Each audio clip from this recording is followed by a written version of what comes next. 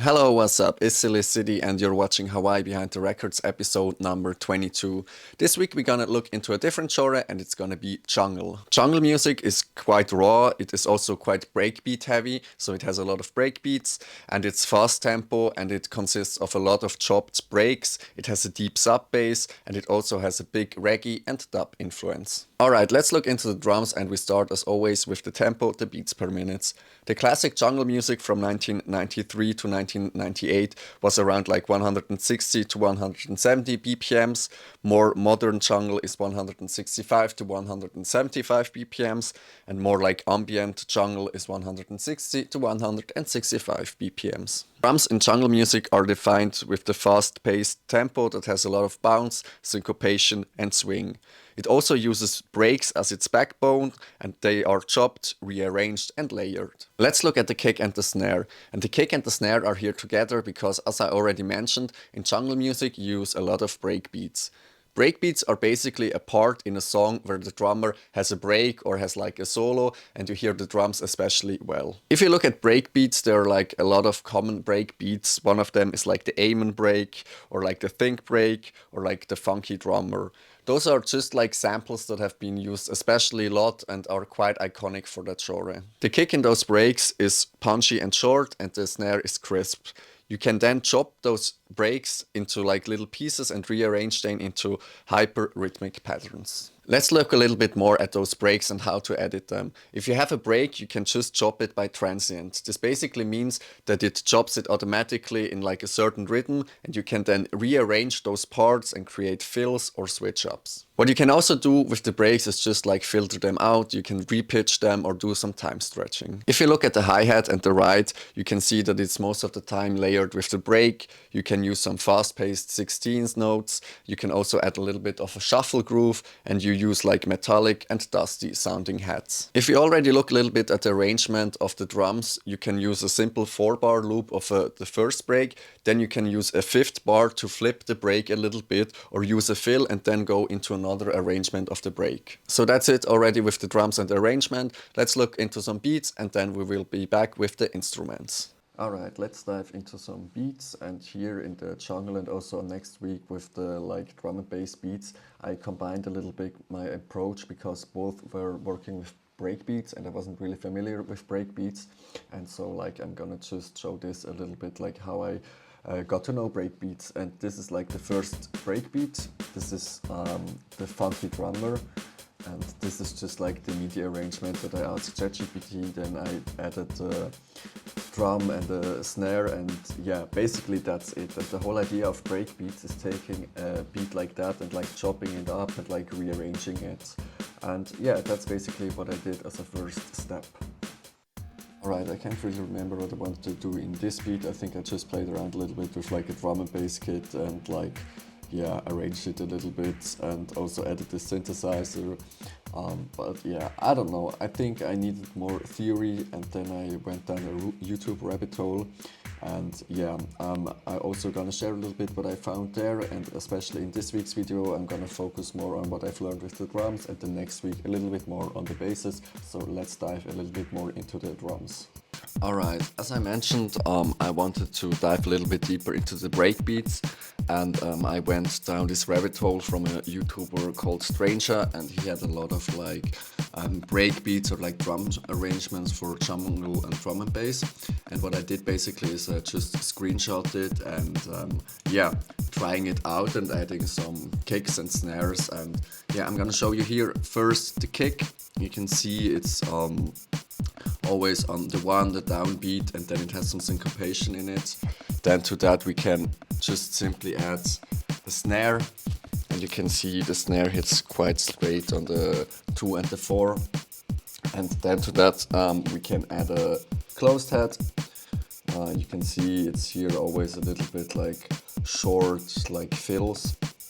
And then we can add in an open head, always like here a little bit off-grid to have like this spice. And then you can also add like a rim to have like a little bit, yeah, more variation or like a little bit a different style. And then what I also added is like a clap, but the clap is layered like the snare, so on the 2 and the 4. I won't go into that in much more detail. And I also won't go into the subs, like I also like recreated some of the subs I saw in those YouTube videos, but more to that next week in the drum and bass. Then let's go to the second beat here, and yes, so here we see again we have like the drum pattern. We always have like one on the downbeat and then some syncopation. Then the snare here hits on the 2 ends, so it's a little bit offbeat. Then to that again we have like this hi-hat pattern that like hits sometimes, and then again we have like the open hat to add some spice. This again is here on the offbeat, and then to that we could also like add some rims just to have some more like variation. So then we have the third breakbeat that I recreated.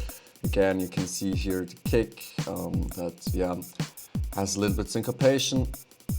Then to that we add a snare that's always hitting on the 4. To that we can add in some hi-hats, as you can see here. Then an open hat, like the open hat is always a little bit similar. And then here again some rim shots. I have to see here, it's just like one rim. Then we have the next breakbeat, and here again we have like a kick on the downbeat, and again a little bit syncopation. Here it's on the 3 ends. Then to that we can add a snare, again on the 2 and the 4. Then we can add again some like closed hats, and often with like the hi-hats I just like, they are kind of similar, so I could copy paste them, that was chill. Then again adding in also like a rim shot. So let's go to the next, the 5th breakbeat that I recreated. And again you can see here now we have like a 4 on the floor kick. To that we can add a snare on the 2 and the 4. So it's layered on the 2 and the 4, the kick and the snare. Then we can also add in some hi-hats to that. Then the open hats, the open hat is always kind of similar. And then again just some rims to add in some spice. Okay, and then the 6th breakbeat. Again here we have a syncopation, but over 2 bars, as you can see. Then the snare here hits just on the 3, or always in the first bar. To that again we can add in some hi-hats to have some more movement. The open hi-hat that always stays kind of similar. And then again we can add in some rim shots for additional spice, and here it's just like always those 2 in the end. Then we have the 7th breakbeat that I recreated. Here you just have the kick on the downbeat. To that we can add like a snare that hits on the 2 and the 3 end. So we have a little bit more like a halftime vibe.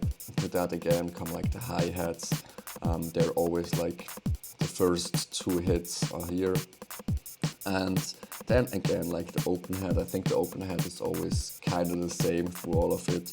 And then to that you can also like add the rim shots here. Yes, so here again rim shots, just like some doubles. Then we go to the next breakbeat number 8. Here again we have like the syncopation. Here we have on the downbeat the kick, and then 2 other like hits that are syncopated. To that we add in the snare on the 2 and the 3 end. Together with that again like the hi-hats that you always have in the beginning, like just like a double roll. And to that the open hi-hat on the offbeat, the end position, and then again just some rims, like some doubles here and there to add some more movement. Then we go to breakbeat number 9, and here you can again see it's like more this halftime vibe where we have just the kick on the downbeat. Then we can add in snares, and here you see there are kind of a lot of snares, also with some syncopation and also a little bit more offbeat, off-grid. And to that we can then again add in our classic hi-hats that hit like in doubles. To that the open hat, that's the same as always. And Then also some rim shots here, just like, yeah, the rim shots I also think I just copy pasted throughout, like I have 2 or 3 different arrangements. Then when I was through with the break beats, I also saw in this YouTube rabbit hole that there were like also UK garage style beats, so I thought, okay, let's use those. Then you can see you have the downbeat to kick just some downbeats, then the snare that's on the 3 in the first bar and in the second bar and on the 3 and the 3 and. To that we add some hi-hats that are just like, yeah, hitting on the 1 and the end, so it's like probably 8s or 16, something like that. To that we can again add like the open hat, it's always a kind of similar position. And then yeah, we have some rim shots to add some more movement, again just here in the end. Then we also had like another UK garage beat. Here you see the kick is a little bit more syncopated, and again this is like a repetition over 2 bars. To that we can add in like the snare that's on the 3 and in the second bar on the 3 and the 3 and. To that as always like some hi-hats. Here now we have like 3 hi-hats in the beginning, or like 3 hits. To that we have the open hat, it's kind of similar, and then again some rim shots just for some additional movement. Then with ChatGPT I also explored like the think break. So here's the arrangement of the kicks of the think break. Yeah, it's over 2 bars, so you see it's a little bit switched up in the first and second bar. To that comes some snares, and as you can see here are some like ghost hits, so with a little bit less velocity. And yeah, to that then like the snares that hit like straight like 8, and then the open hat from time to time for some more spice. And I don't know if it had rims in here, but I just like added them because yeah, I felt like it. And then the last one that we're gonna look in is like the funky drummer. Here again we have the kick, and yeah, also some ghost notes in here and like a lot of syncopation.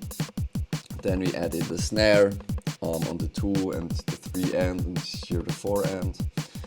And then like just hi-hats like hitting straight with some open hats that are like in between the hats here. And I also added in some rims, but they weren't really necessary. And yeah, this was basically like the most important thing, or like the most important drums. And for the end, I'm gonna just show you one little trick that I also learned. It's not world changing, I think most people know this already.